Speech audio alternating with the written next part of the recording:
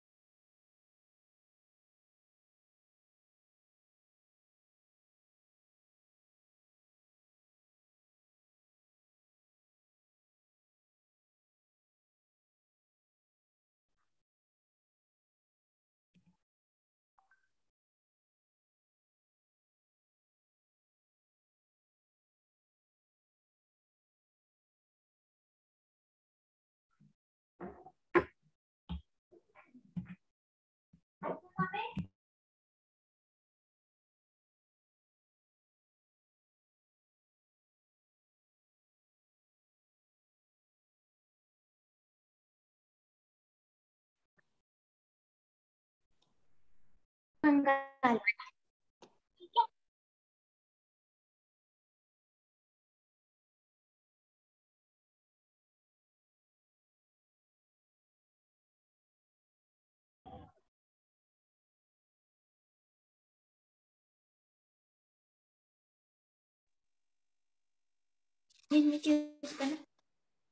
हाँ बस फिर यही मंगाऊंगी, मैं ऑर्डर करने लगी हूँ, ठीक है। Okay.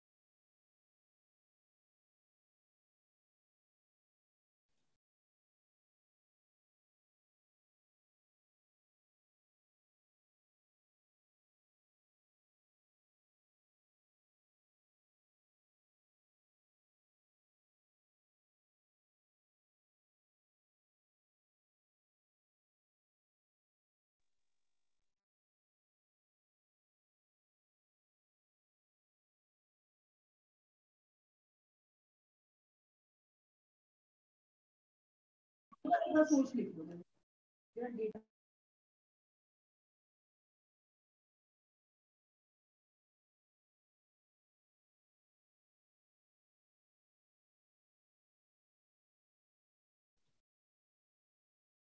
participants, how are you? Poonam, hi. Hello, how are you? Fine, and you? I'm also good, thank you. Hello, welcome back, all of you. Hi. Thank you. Yes, we are beginning with moderator, Professor Dr. Rashmi Gujrati.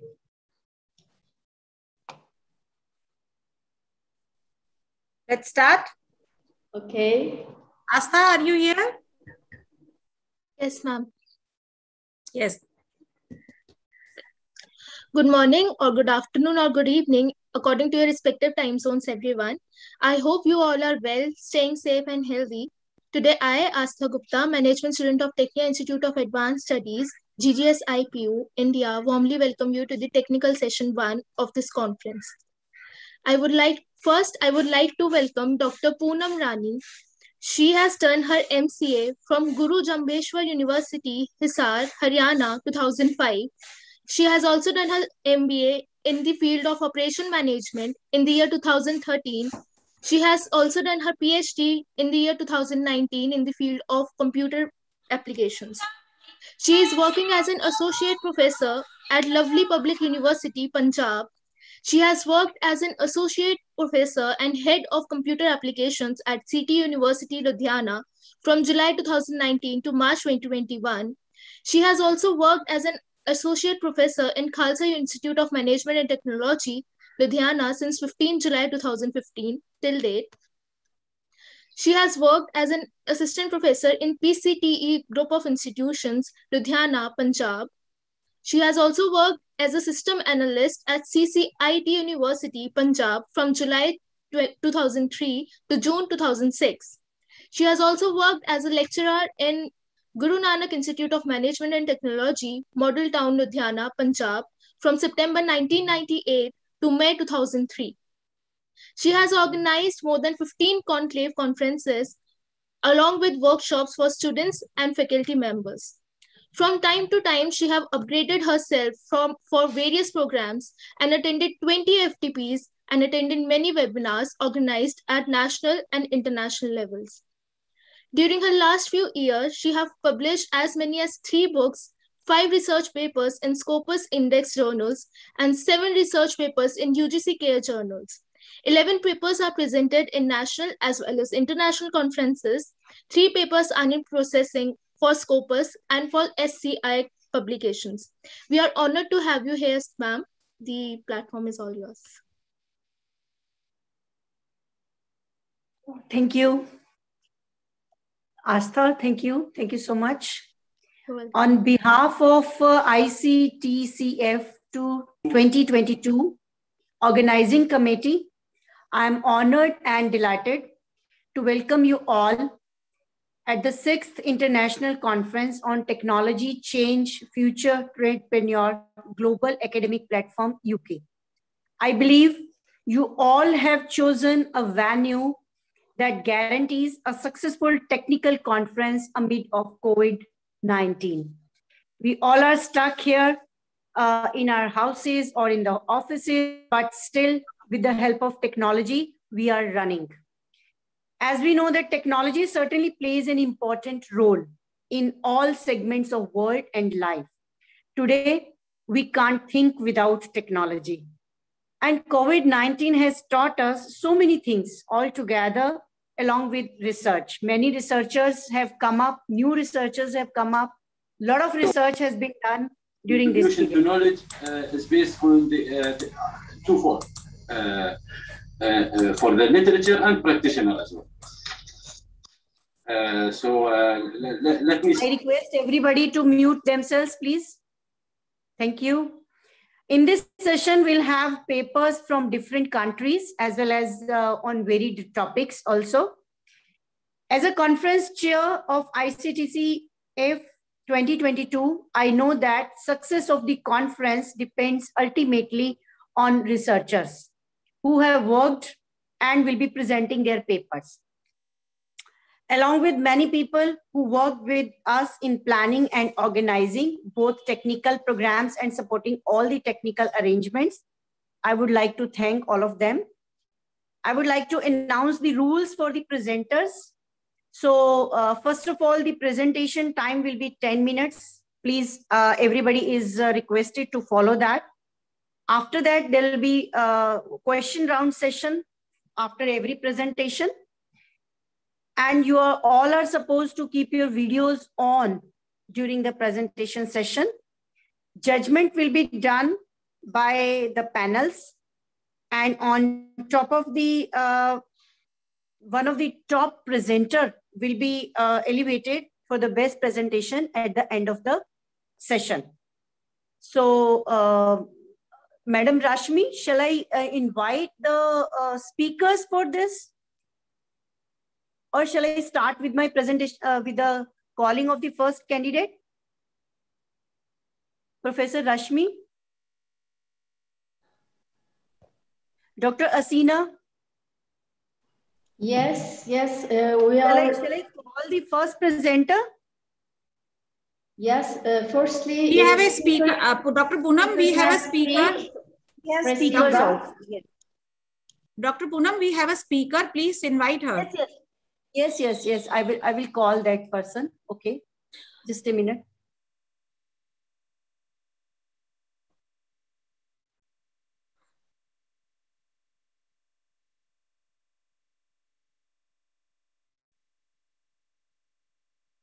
Asta? Yes, ma'am. Asta, you have a speaker profile. Please invite. Yes, ma'am. Sure.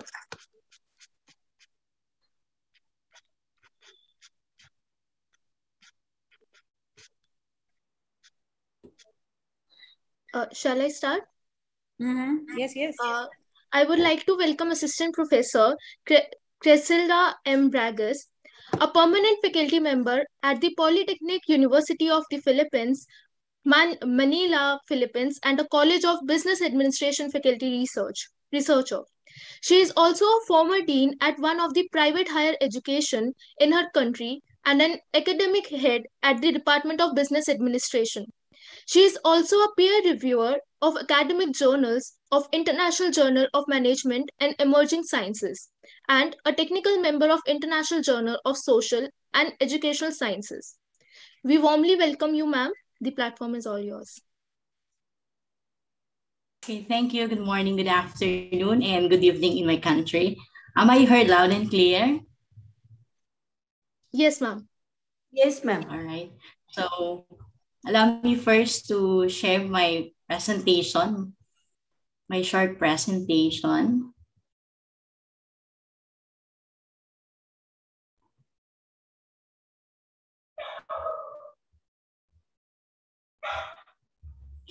Can you see it now?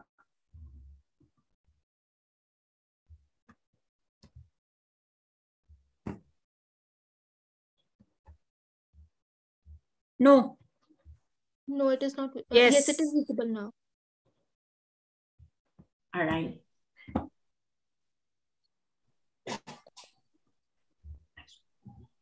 Okay, so thank you for that one warm introduction. A great day to each and everyone. Here in my country, it's already 6:30 in the evening. I am deeply honored to be part of this prestigious international conference titled International Conference on Technology Changing Future. Successfully organized by Trade Global Academy, City University, Ludhiana, India, and Sakarya University of Applied Sciences in Turkey. And also, I would like to take this opportunity to give my warmest thanks to Dr. Rashmi Gujrati for inviting me to be in this session as your speaker. Okay. So my topic is all about how technology impacts the world of work. Anyways, I would like first to introduce myself. I am Assistant Professor Cresilda M. Bragas from the Polytechnic University of the Philippines. Okay, so customizing the future of IR developmental stage. So Arnold Denby, a 19th century economic historian, coined the phrase Industrial Revolution to describe Britain's economic development from 1760 to 1870, or rather 1840. It is the beginning of industrialization and mass production. So from a traditional way of doing things, producing or manufacturing things, at the birth of the mass production. This all happens because of Industrial Revolution. Actually, there are two halves to an Industrial Revolution. The first is the developmental of new technologies, such as the development of the steam engine. The second is a technologically driven change in production, such as a steam-driven weaving looms. The manufacturing or production process intensifies a notch every time a new technology is developed. Multiple new technologies are discovered as the revolutions become more complex, complicated, and the processes accelerate.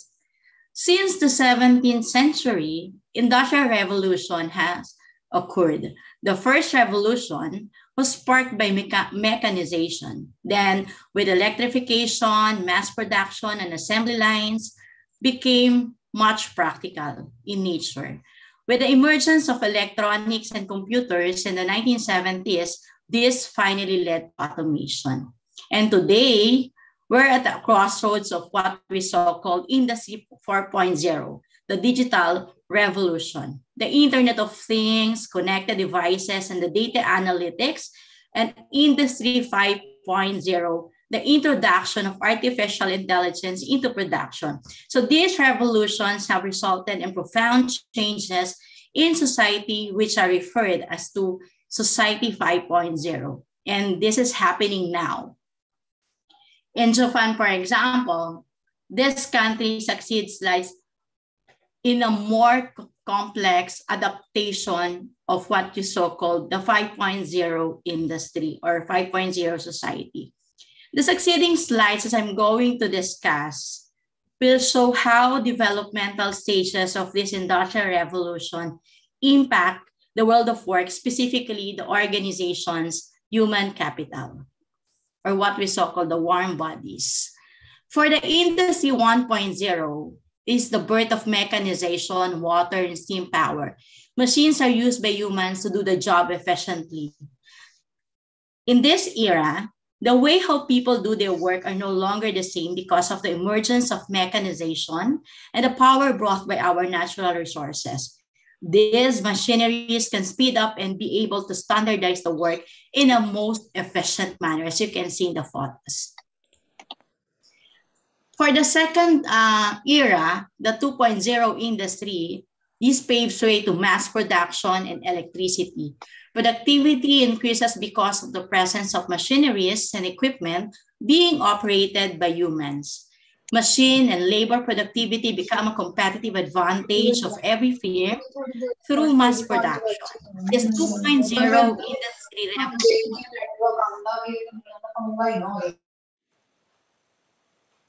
okay, so this 2.0 industry revolution considered as golden age for business organizations, but for some labor force, which can be replaced by technologies such as machineries and equipment, this can be a nightmare, a worse nightmare because of massive technological adaptation of many industries. When we move on to Industry 3.0, so these are the births of computers, automation, and robotics. So less involvement of humans in the production and manufacturing. Why?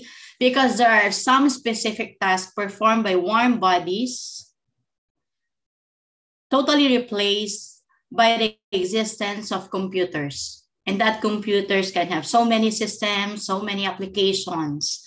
The robots that can do the jobs of the warm bodies and automation in the workplace. So these jobs became obsolete. And these are some jobs in the world of work that can be enormously replaced by what we so-called technology. These are the people that keep time in the production area or in the manufacturing firm. We know also as timekeepers. The payroll personnel can be replaced by the human resource information systems and other applications. The mail carrier or messengers, because of the massive use of email, electronic emails, and many other different platforms to be used in sending messages or communicating. The printing operators, because sometimes some companies have choose to become paperless, and among other jobs that can be obsolete. And when we talk about the Industry 4.0, it's all about the internet, the data analytics, and the connectivity.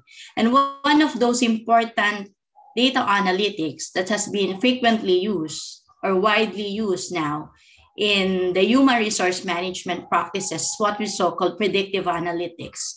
So predictive analytics are used in the recruitment process to analyze data from resumes, job descriptions, and the human resource information system to predict various talent management outcomes. So this IR drives the world crazy, specifically in the human resource management. Using internet to get a wide-scale connection, networks, collaborations with different parts of the regions, and to reach everyone, and also to engage in what we so-called data analytics to achieve the organizational goals and hire and keep their best talents through predictive analytics.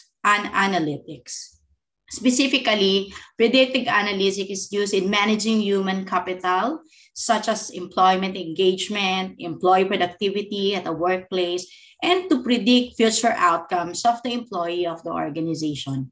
Predictive analytics also determines whether the candidate is the right fit for the specific job in the organization and helps recognize and stop the most skilled employee from leaving the organization. And last but not the least is the birth of 5.0 that is happening now in our era. It is considered as a close work collaboration between humans and machines. So this era is also, as I've said earlier, is a 5.0 society, aims for a closer integration production system and human engagement in their operation and guides, combines industrial automations, high-speed accuracy with the human's cognitive, critical, and intuitive creative abilities.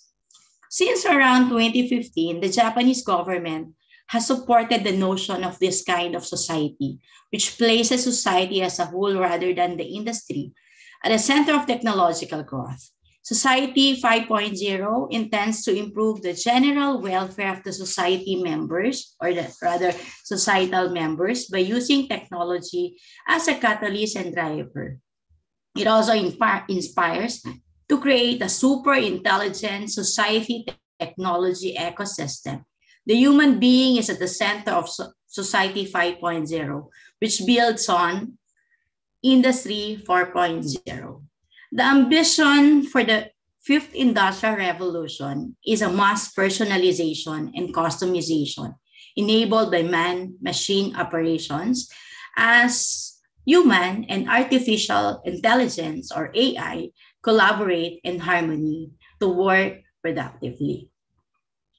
But we can say that the primary aim of this industry or this society are the following. The first one is to support human capital and not to supersede humans at work, because some people might get scared that they are going to lose their job because they are being replaced by machineries, by robots, by AIs.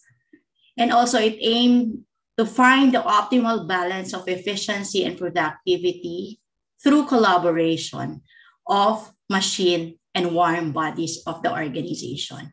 And lastly, is to redefine the collaborative interaction between humans and robots. So this can be the primary aim of the industry and not to terminate human at work. And it also says,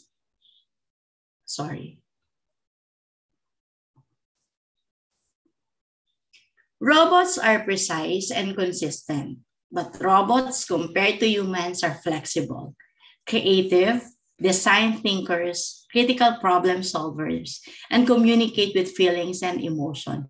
And there is no such thing that can able to replace human capital, rather warm bodies in the organization. Because I believe as an HR practitioner, as an HR educator, that no any high-tech technology or state-of-the-art technology can be replaced or could be replaced. That this human body or human resource in the organization. And based on the article of Fabian Amusan, a future work leader, career development expert, and an HR professional, she mentioned the top 8 technological trends which are currently disrupting and redefining the HR practices in the workplace.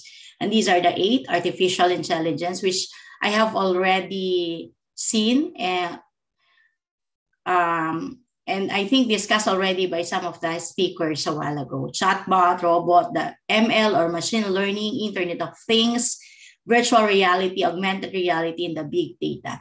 So AI is the ability of computer programs or machines to learn, think, act intelligently. So in human resource practices or HR practices, artificial intelligence has enabled seamless automation of candidate sourcing, headhunting, screening, interviewing, and hiring, training for different organizations that obviously people who are part of the HR department do these jobs. Second one is chatbots. It is a computer program that stimulates interactive human conversation via voice commands or text on websites, messaging apps. Recruiters nowadays from companies like, for example, in Hilton Hotel, a multinational hospitality company using already AI-powered chatbots or HR bots to send text, candidates, schedule, and execute on-demand video interviews. While we all know that robots are designed to perform one or more tasks, or the what so-called multitasking, with speed, precision, and accuracy. Robot recruiting nowadays is gradually seeping into the HR world. Robot recruiting is an automated recruitment process during which assess, screen, and select some applicants that are fit to the job. While machine learning is the development of computers that can access data and use it to learn and make future prediction on its own. With the aid of these intelligent algorithms, LM consistently gathers, stores, and processes huge volume of data that helps HR managers to automate workflows, job functions, such as evaluating the performance of the human capital or the employees in the organization, payroll and benefits, the total reward systems, compliance, and reporting, among others. While the Internet of Things is quite interesting because it has sensors or softwares and networks connectivity which enable these objects to collect and exchange data. So the employees have internet-enabled mobile phone trackers and other wearable devices. And these wearable devices are common with field, mobile, and off-site workers. So the HR unit uses quantifiable data coming from those devices to track, monitor, and evaluate performance, teamwork, communication, and productivity collaboratively or individually. While the virtual reality, we all know that most companies in the world are using this, but HR professionals are exploiting a calm and more personalized way of conducting interviews through virtual reality-enabled video to make the candidates feel as though they are physically present in the interview room with the interviewer. Second to the last is the augmented reality.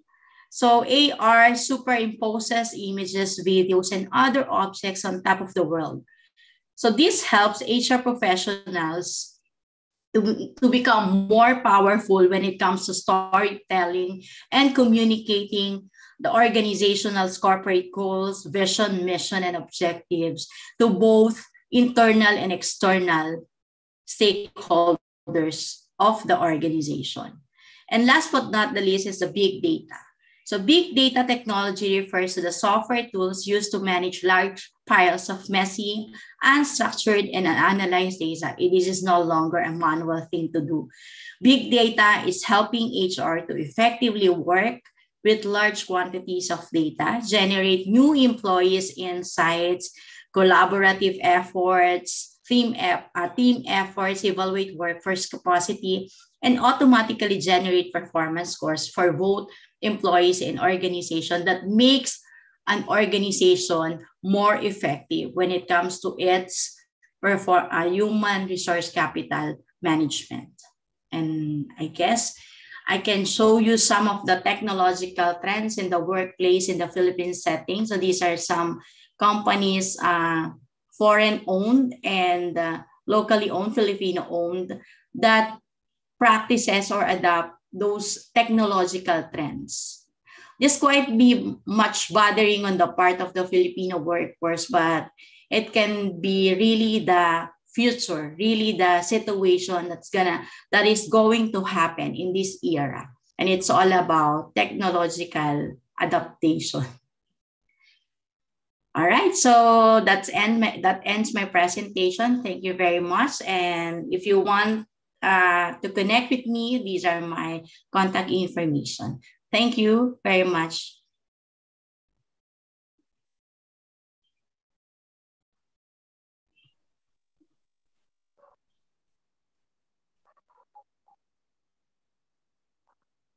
Thank you very much. It was a nice presentation, and really we have got a lot of information through your presentation. Thank you, dear. Thank you too. Thank you, Dr. Isidela. Dr. Poonam, now it is the time to start our technical session and our presenters are waiting. So please proceed. Yes.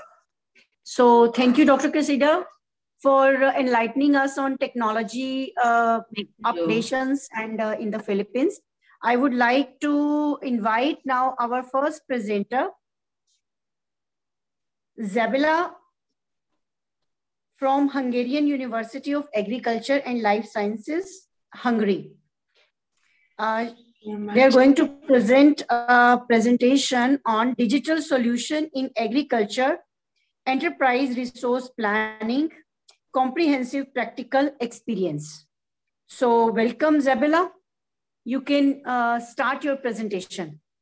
Platform is all yours. Thank you very much.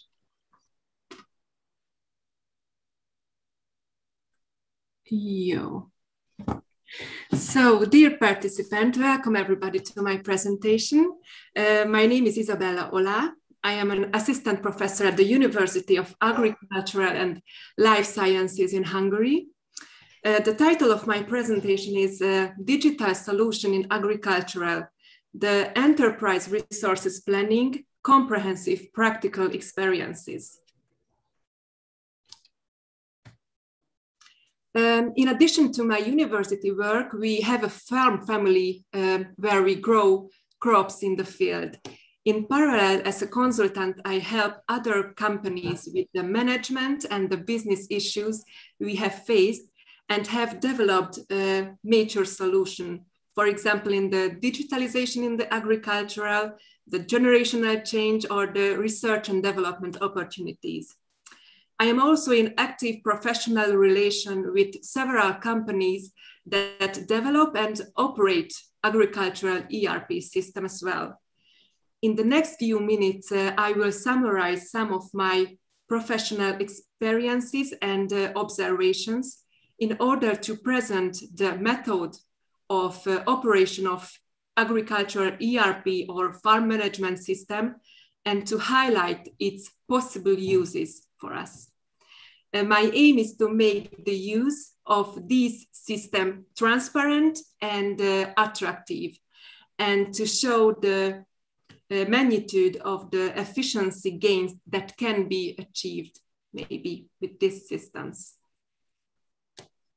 So as you know also, in agriculture, several factors of success are independent of human activity.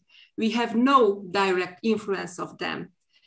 Think, for example, of the weather, the accidental illness of the animals, the emergency of new pests or pathogens, or the stock market prices. In this case, we need to put more emphasis on our internal processes, such as our risk or opportunities. In Hungary, enterprise resource planning systems have been a necessary part of corporate operation for many years, I think. Even in the segments below large companies, so now we're speaking about the SMEs, the condition for staying afloat in the systematic and targeted use of the company resources. A well-functioning corporate governance system is an essential for planning. It is mainly due to financial reason that smaller players have only been able to reap the benefits of ERPs in a modest way, even though they can contribute to making operations more efficient in many ways and at many points as well. So, yet with a well-chosen and business-tailored ERP system, management and owners can get a real-time view of the company's situation in the form of transparent and partly automated processes as well. Both the processes and the competitive advantages can be formulated and supported by the data. Other measurable benefits of the ERP system implementation include processes coverage, transparency of processes within the organization, and their database predictability. Survey shows that the introduction of ERP system save a great deal of time, both directly and indirectly. In addition, you can always get an idea of the supplies, the materials of use so far, the materials used for machines, plants, or animals, and etc. Resource utilization can be optimized, helping to improve the cost efficiency of the company and maximize results. With up-to-date agronomic, environmental, and business data, we can make more informed decisions with this ERP system. And now let's see the specific characteristic of the ERP system developed for agriculture and their structure, as well as possibilities inherent in them. According to the results of T. Rózsa's research, in the case of the SMEs that she interviewed, the introduction of ERP had a different effect in the following area. 96 Hungarian SMEs participated in the study. Based on the answer, it can be said that the introduction of enterprise resource planning had a major impact on the transparency, the predictability, and time management of enterprises. And as you can see on this chart, the system has also significantly increased the coverage of the processes. As I said before, in the agriculture, several factors of success are independent of human activity. But as in many other sectors, there are three main processes in agriculture that build on each other. These are the production, the accompanying administration, and of course, the support. We have been able to learn to control most of these over time, which the advent of digital devices has also been of great help. This technology can be usable in short time, especially in those tasks where we encounter many routine or repetitive processions, for example, in the administration and support task or the production processes. And these processes also create a lot of data, they create also a lot of data, which we can be channeled directly into this database that provides the decision support. The following will be available using ERP system. First, the ROI and the cost saving can be increased with the ERP. After the business process become targeted and provide easy insight into all segments, this central information directly helps in decision-making, those having an indirect decision supporting effects. Duplication of data can be reduced, of course, and inaccuracies and human errors due to administration can be eliminated as well, especially for those critical parts when manual recording can use significant distortions, and otherwise the process can be also automated. It is possible to increase the efficiency of the administration, and the number already recorded will immediately be moved in other processes of the company. This allows employees to manage their time more efficiently. They are not burdened by automated processes. And last but not least, help effectively oversee supply chain processes and even optimize customers and partners management as well, in case the ERP is combined with the CRM, the Client Resource Relations Management System. So I hope you find this presentation useful. Thank you very much for your kind attention. If you have any question, please let me know. Thank you very much. Thank you so much, Zabela. It was a wonderful presentation. Anybody is having any questions, please, from the audience? You can send message in the chat box for any questions if you have. Any other participant would like to ask any queries?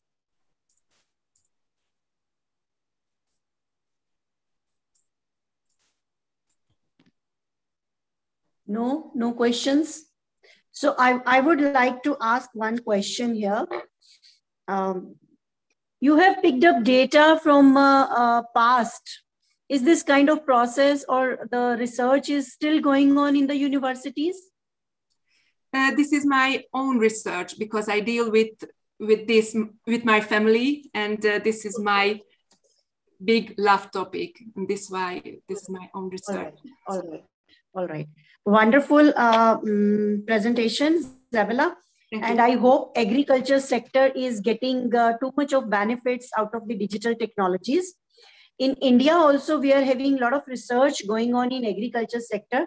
Even in computer application field, researchers are working on crops diseases and how the IoT devices can help them in identifying the diseases and then finding the solution of those. So agriculture sector is really getting benefits out of the digital technologies. Thank you so much. So I would like to invite our next presenter for the day, Mr. Volkan and Kegdes. They are from SUAS Turkey. They are going to present a presentation on changes in Turkey logistics performance and foreign trade transactions during and after the COVID-19 pandemic period. So I welcome Mr. Kegdes. Thank you very much. So platform is all yours. You can start your presentation. Okay, thank you very much. First of all, I'm going to share my screen. Is this clear now? Yes, it is coming. Okay, thank you very much. So first of all, I want to say hello to our scientists. I'm Çağdaş Ateş from Department of International Trade and Logistics at Sakarya University of Applied Sciences. In this section, I'm going to present our paper called Technological Changes from Logistic 4.0 to Logistic 5.0. First of all, I want to give you a brief introduction regarding the research. So as you know, the emergence and spread of industrial revolutions and globalization have begun to increase human needs. In parallel, the demand for products and services all over the world, in order to meet the increasing demand with diversification of human needs, the use of technology in production as well as the distribution activities has been increased. So new technologies emerging day by day have been integrated into both production and distribution part. Technological developments, especially in the field of logistics, have enabled products and services to be delivered to consumers in a faster and more reliable manner. So in today's world, logistic activities, as you know, have become more transparent, although more complex, and different technologies are used together.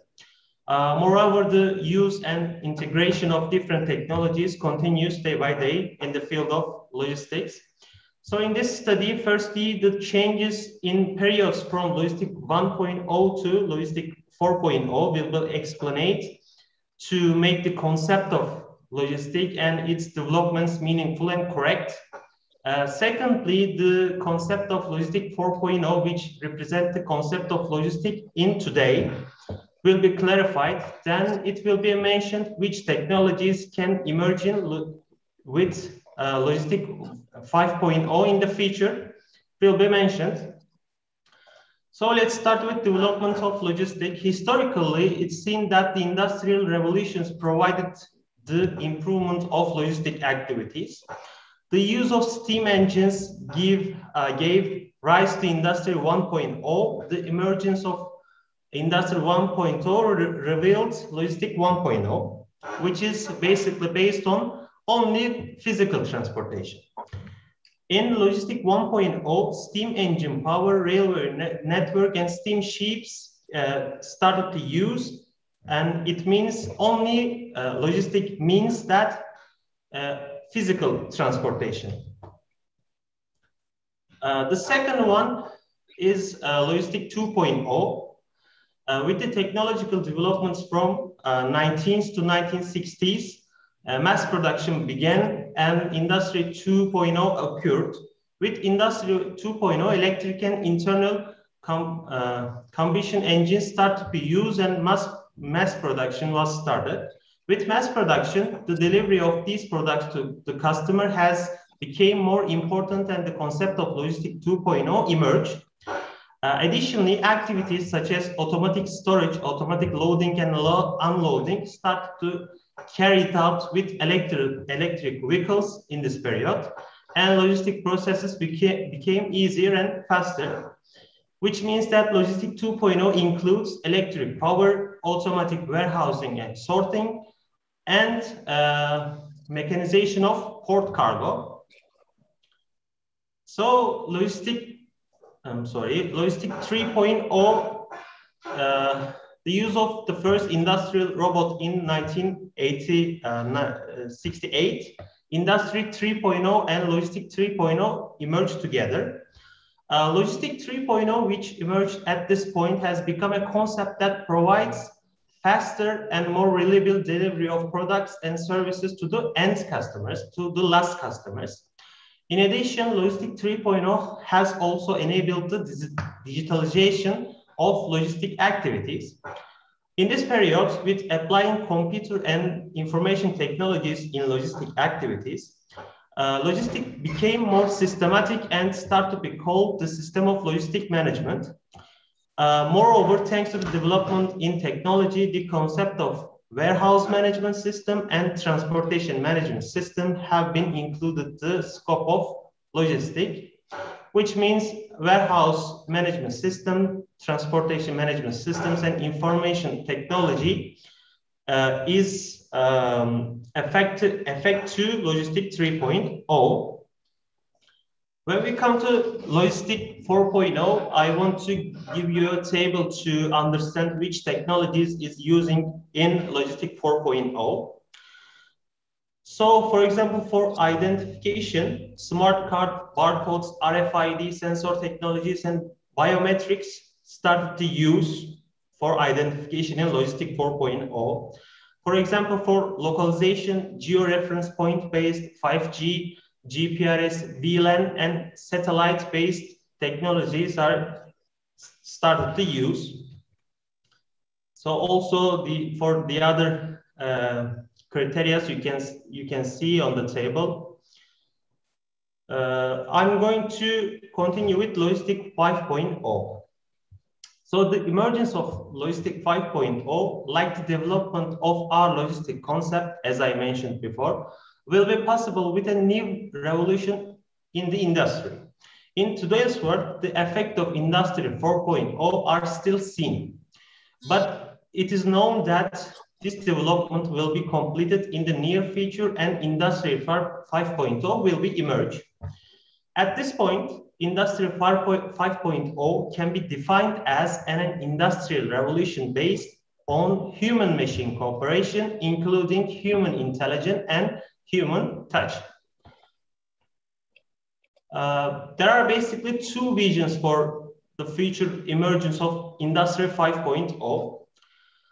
Human-robot co-working and bioeconomy. In human-robot co-working, humans will complete the creative parts of the work, and while robots will complete the other parts. In bioeconomy, biological resources will be used for industrial purposes to help achieving a balance between ecology, industry, and economy, as shown table 2.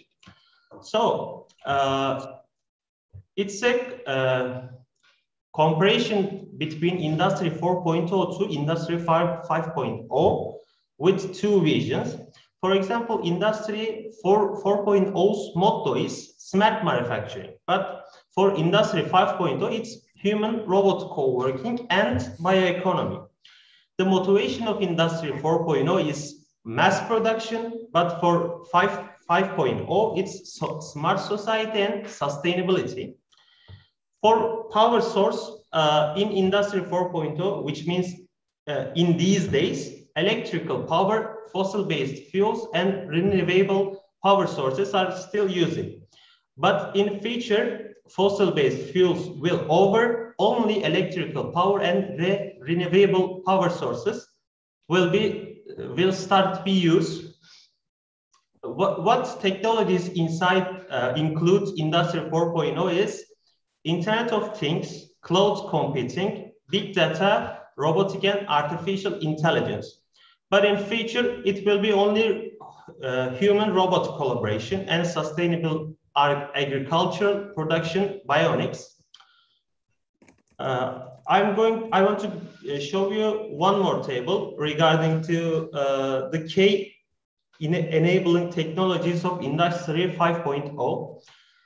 As you can see, big data analytics, Internet of Everything, blockchain, digital twins, 6G, cobots, artificial intelligence, and edge computing will be used in Industry 5.0. With the development of Industry 5.0, many new technologies have occurred. As can be seen in Figure 3, Internet of Everything, big data analytics, edge computing, artificial intelligence, cobots, 6G and beyond, and blockchain technologies are the key technologies of Industry 5.0.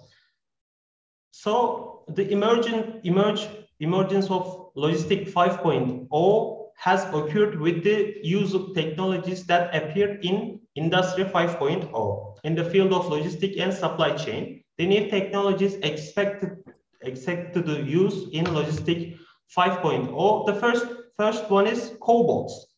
Robots and humans will be able to work together, especially in storage, loading, and unloading activities. Humans will do work that requires creativity, while bots will do standard work based on power. The second one is Internet of Everything. Internet of Everything enables the tracking of products in the logistic processes, as well as the transfer of current data of transported products. The logistic process is optimized with Internet of Everything, and the time advantage is provided in the supply chain and production. As you can see, Internet of Everything is includes data, processes, people, and things. In Industry 4.0, Internet of Things only include things, but in 5.0, it will be Internet of Everything, which means will include data, processes, people as well. So the third one is edge computing. It's a decentralized cloud storage system used for online storage and computation of data, similar to Internet of Things, Internet of Everything. In the field, in the logistic processes, it can be provide information such as which warehouses the products will be transferred to do and the current status of the products.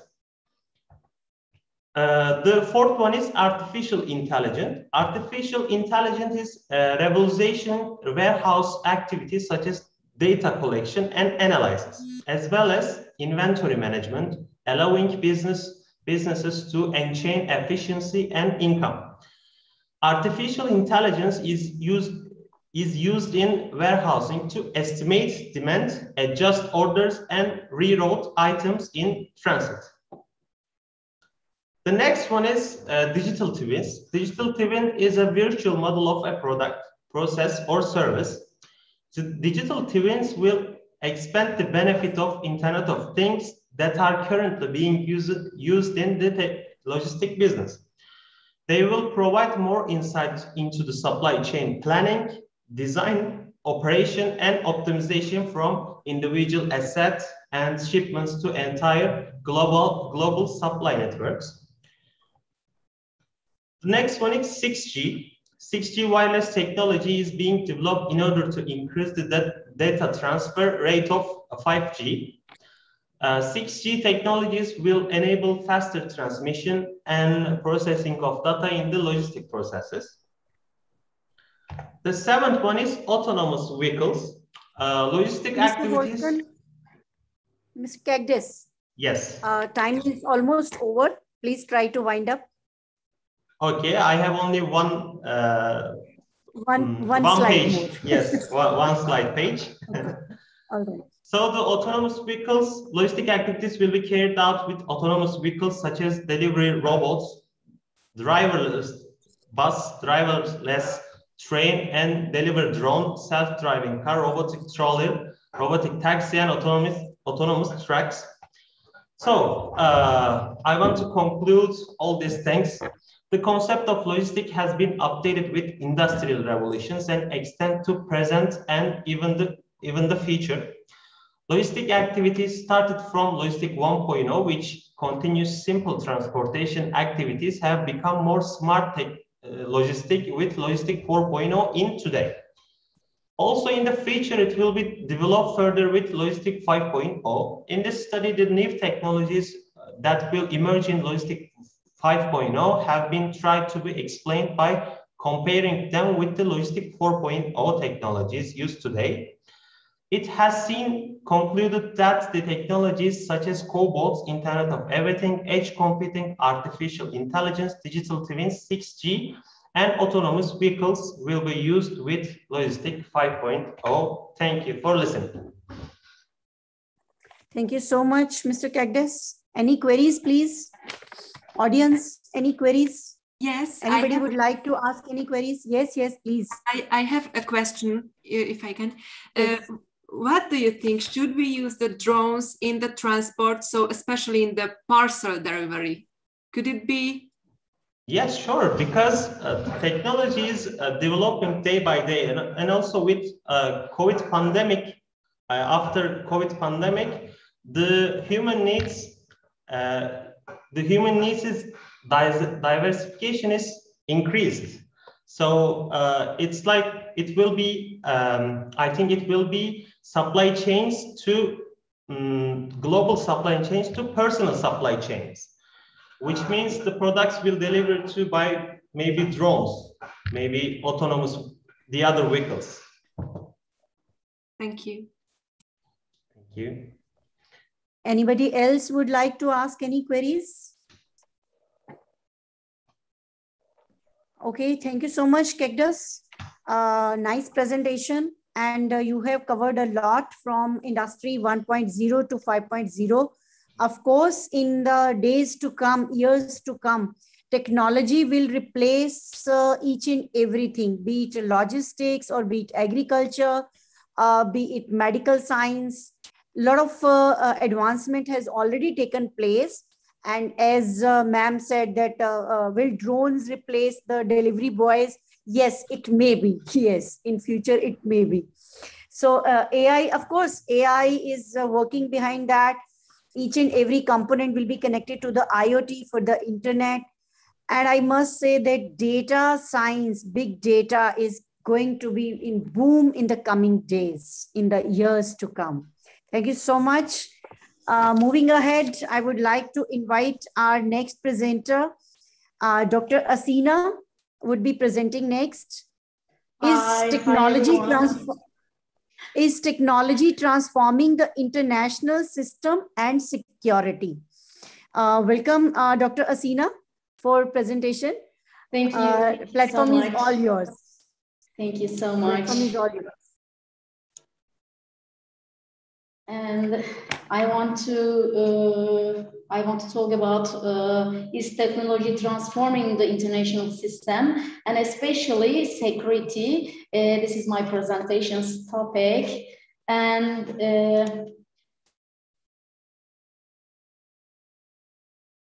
I'm trying to do yes.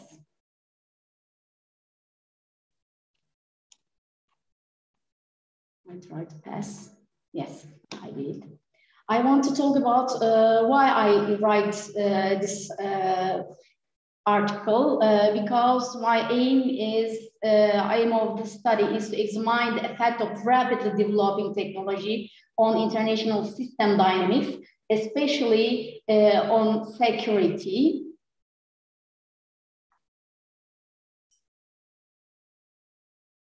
Can you see my presentation at the same time? Yes, we can see.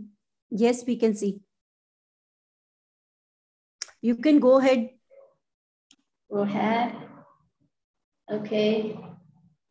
I'm trying to share only my page.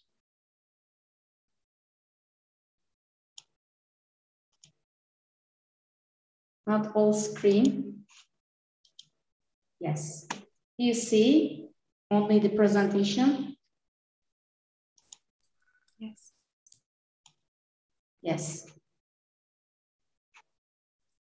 And next, I will pass it one by one.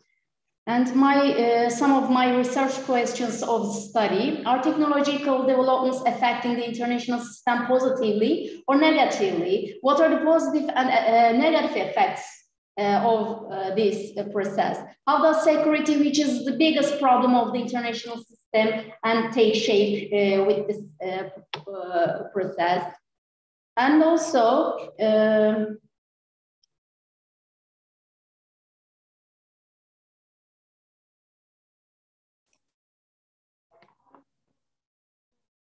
and at the same time, some results of my studies, some positive developments effects and some negative developments effects I found. For example, contribution to science, breakthroughs in health, facilitating life, facilitating transportation, overcoming obstacles, and this kind of results I see. And why we are talking about the negative developments with the technology, we can list as the increase in the desire of power, because power is very important. If you use power correctly, it will be much better and a good world we can talk about. But if you use the power negatively, the world could be much worse. and power among the leaders, because leader figure is very important all over the world. The greater destructions of wars and the acceleration of armaments, the problem of security of personal data, and the problem of privacy, and this kind of things affects negatively all over the world and makes security problem. The security problem, we can talk about negative developments with the technology, and which can be listed among the negative effects of technological developments in the international system. Deeply affects the third world countries, especially those with low technological development levels. At the forefront of international security problems are international terrorism, is the most important problem all over the world also. Armed crisis, irregular migration, and the power ambitions in country leaders. On the other hand, education and economic development levels are shown as basic parameters of technological development. Technology must be used correctly if you want technology make the world positive effect, positive developments could be. And at the conclusion, we can talk about with the development of technology, there are great changes and transformations in the international system. The first of these is the security issue. However, technology can be defined as a phenomenon that greatly facilitates, transforms, and improves human life. The reflections of the development of technology on the international system is more negative than positive.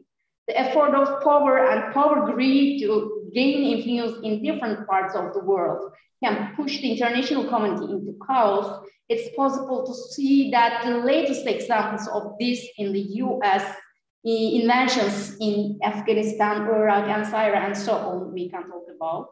Education and economic development levels are shown as the basic parameters of technological developments. It is obvious that these dynamics separately and together feed the technology. If you have economic power, you can gain and you can help the education much more, and your technology can be developed because it depends on each other. Therefore, these two parameters are the basis of society's developments of technologies. And I want to thank you and give the words to you, Poonam. Thank you so much. Thank you so much, Dr. Hasina, for timely winding up the presentation. I would like to say one thing, that yes, since our session started, people are talking about researchers, scientists, doctors are talking about the AI, they are talking about the big data, they are talking about the IoT, they are talking about the cobot, etc., etc. But yes, above all, security is the major concern. Yes, because when you are all devices, even your homes, offices, your manufacturing unit, your logistics, each and everything is connected to the internet through IoT devices. Certainly, security needs to be taken care of. And if you talk about the big data, where we are getting data from the Facebook, Twitter, Instagram, so many social medias, security plays a major role. Otherwise, it is going to damage the whole humanity if it is not taken care of in time. Thank you so much. Thank you, Dr. Hasina. Anybody else would like to ask a question? Any queries, please? From the audience, any queries, please? Okay, thank you so much, Dr. Hasina. Thank you so much. So moving forward now, I would like to invite our next presenter, Arvinder Pal Kaur. She's going to present on impulse buying behavior in brick and mortar stores, a literature review, along with Dr. Rashmi and Dr. Ashish Sehajpal. So I hope Arvinder Pal Kaur is going to present. Yes, ma'am. Are you there? Yes. Yes, okay. ma'am. Okay, Arvinder, platform is all yours. You can present your presentation. Thank you so much, ma'am. Kindly allow me to share my screen. I would like to request the technical person to allow her. for the presentation? You can share your screen. There's no problem. Okay. Yes, she has started. Yes, it's visible now. Thank you so much, ma'am. Hello, everyone.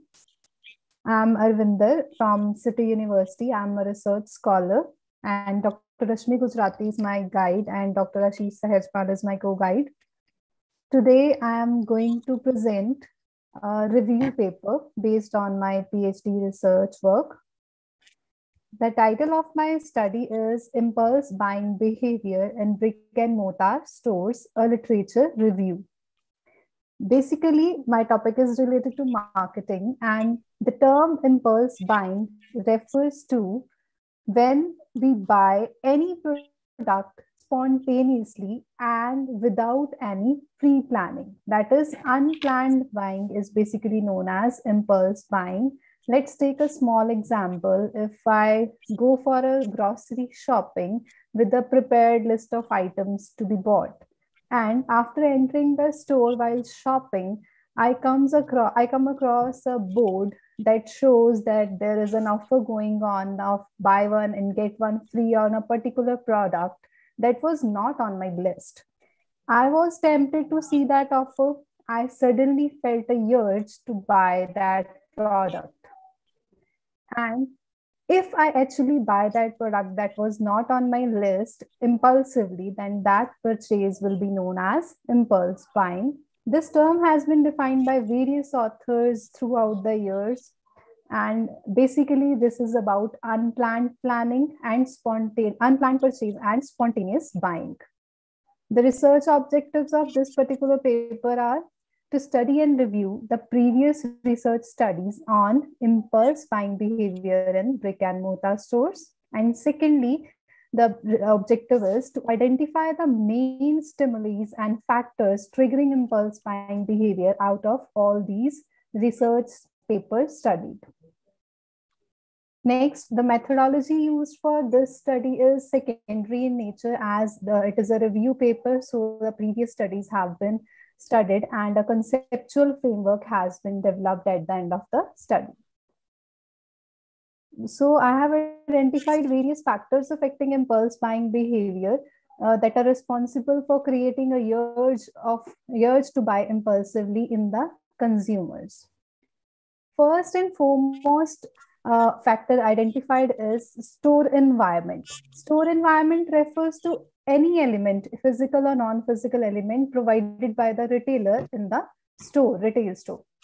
So basically, store environment can be classified further into three categories, that is environmental cues, salesperson service quality, and in-store promotional strategies.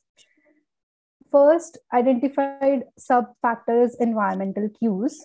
And in environmental cues, some authors have influenced on overall store environment, and these are the relevant studies from which this influence has been extracted. Overall in-store environment creates a urge to buy impulsively. Then some studies are based on only layout and ambience of the store, the layout of the store and ambience of the store. And some studies are related to color and lighting, background music, and aroma.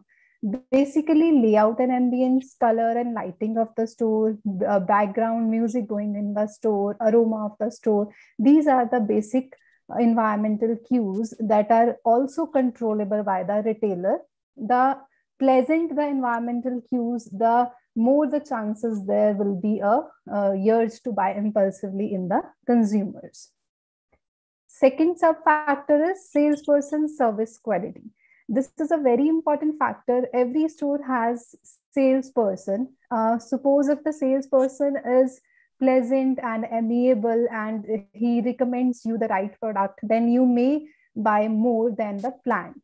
If the salesperson say he's in a bad mood or he's rude to you, you may not even buy the planned things. So the quality of service provided by the salesman is very important factor in consumer behavior and in also particularly in impulse buying behavior. Third sub-part of store environment is, and very important, is in-store promotional strategies. As I have stated in the earlier example, there was a board stating buy one, get one deal. There are many other promotional strategies which can be used by the retailers. For example, monetary and percentage discount. Monetary discount, for example, they say that 1,000 rupees is off on the purchase of 6,000 or above. Or there is a percentage discount, say 50% flat off on this or above purchase. Or buy one, get one deals can be there, free samples can be there, loyalty coupons can be there, point of sales promotion can be there, the checkout counter displays can be there. These are the factors identified from the various studies that are in-store promotional strategies. The second factor identified which influences the impulse buying behavior is situational factors. Even if all the store environment factors are influencing the impulse buying behavior, also then situational factors are also important. First situational factor identified from the studies is social surroundings.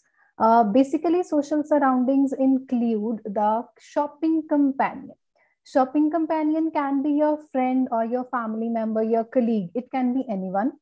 If it is a person with whom you're comfortable while shopping or you are compatible while shopping, then that person can influence your impulse buying behavior. That person is powerful enough to influence your decision. So that person is also important. Then task definition basically means, why are you shopping? Are you shopping for your daily necessities? Are you shopping for some particular function, or are you shopping for a festival? All the objectives of shopping have different influence. And if you are, for example, shopping for daily necessities, you will not buy impulsively more. But if you are, say, shopping for your function or for some marriage, you can buy impulsively. So the objective of the shopping is also important. Thirdly, it is temporal factors. Temporal factors basically means at what time of the day you are shopping, or at what time of the season you are shopping, and also the amount of time available for shopping. If you are in a rush, you have to go back to your home, to your kids, then you may not indulge into impulse buying. But if you have more free time, you will spend more time in the store, you will come across a lot of things in the store, a lot of offers in the store, then you can indulge in the impulse buying. Then there is money availability. All the factors set aside, and money availability on the one side is money availability is actually very important. Even if you feel the urge to buy impulsively, it is impossible if you do not have the enough money. So if you have adequate money, you're more prone to impulse buying, and if you don't have adequate money, then urge to impulse buying is also of less weightage. Then the next one, the last but not least, it is very important factor identified from the studies, that is personal factor. Personal factors include the mood and emotion of the person. Even if the first factor, that was stored environment, that is very pleasant, situational factors are okay, you have available time and money. But if the mood is not good, you may not like anything in the store. But moods have all pros and cons. Even some studies say that if a person is in positive mood, he will shop more. But some studies are also there. They say if you are in a negative mood, you will shop more, as it will help elevate your stress. So both positive and negative moods have influence on impulse buying behavior.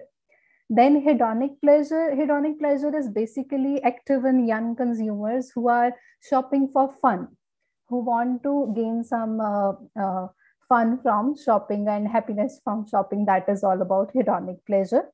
So from all these factors that have been identified from the review of literature, we have developed a conceptual framework of the study that have all consolidated all the factors affecting impulse buying behavior, as you can see on the screen: the store environment, situational factor, personal factor, and all the sub factors discussed.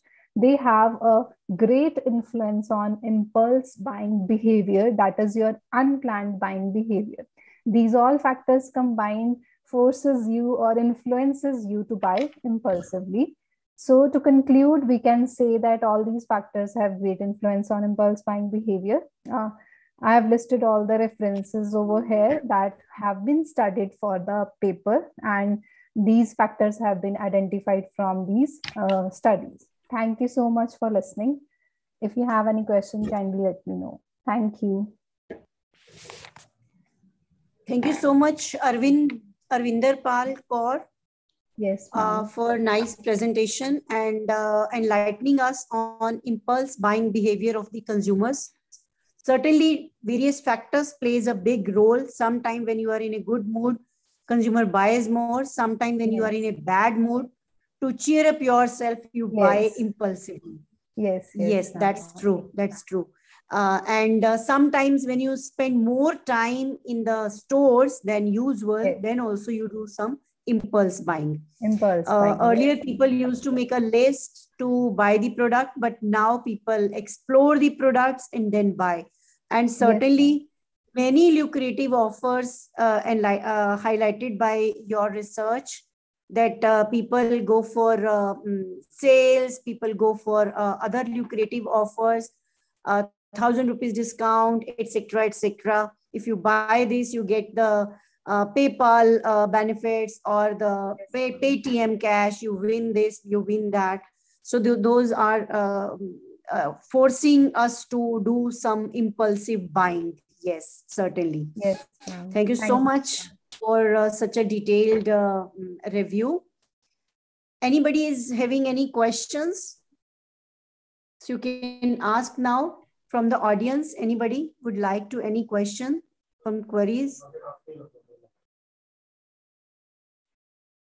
Any queries, no please? question. Okay, okay. So I would like to ask a question, Arvinder. Why you have given it title as impulse buying behavior in brick and mortar stores?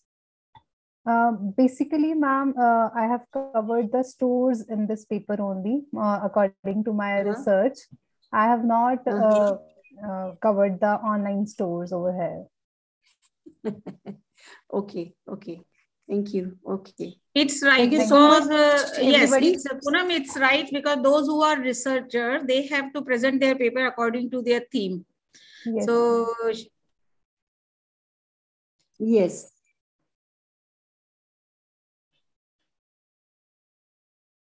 You're not audible, Dr. Rashmi? Yes, yes. Continue. Okay. I think that this All was right, the last presenter, right? So yes, this was the last presentation. So I would like to wind up the session. So we had 4 different presentations. And the first one was from Zabela, a very good presentation on digital solutions, then in agriculture sector. Then we had Mr. Cagdas. He has given the industry logistics 1.0 to 5.0 and discussed about the how big data analytics and blockchain technologies are playing a major role. Discussed about the cobots and the Internet of Everything that will come into picture in the coming days. Edge computing, AI, digital twinning was also discussed. Next, Dr. Asina highlighted the security issues, international system and security. Yes, of course, we need to work on that security issues also. And many students are going for cyber security courses, ethical hacking courses, computer forensic courses, so that their securities can be more powerful as compared to the previous one. And the last presentation was given by Arvinder Pal. A very good analysis on the impulse buying behavior in different stores. So I thank everybody. I thank all the presenters on behalf of Tradepreneur for presenting, sparing your time, believing in us, and presenting this presentation in our first technical session. Thank you so much. I would like to thank Dr. Rashmi for giving me this opportunity also, for chairing the technical session 1. in this conference 2022. Would like to wish all the best for the coming sessions. Tomorrow and day after tomorrow again. All the audience, all the presenters are also requested to join back for tomorrow and day after tomorrow, because when we listen the presenters, we are also enlightened how people are going for different type of researches around the world, what we can also contribute in future. So thank you so much, Professor Rashmi. I would like to hand over the platform again back to you. Thank you so much. Thank you very much, Poonam. And you have carried on this technical session very well. And all the presenter has presented their presentation very good. And it's a relevant topic, and everybody has tried to focus that how technology is trying to enter in our life. Even already technology has entered, but more and more it is going, and we are becoming a user of technology. So thank you very much to all the participants. Thank you, and we will meet tomorrow again. I think that at 9 o'clock. Ashina, tomorrow our session will be start at 9 o'clock, right? Yes, true. Istanbul time, so Turkey time. Tomorrow session will be start at 9 o'clock of the Turkey time, but in India it will be around 11:30. Right, so Dr. Ashina is already giving you an update in your group. So Dr. Ashina will message you there, and please join in a time. Thank you very much. Thank you so much. Thank you so much. Bye-bye, Dr. Ashina. Thank you. Bye.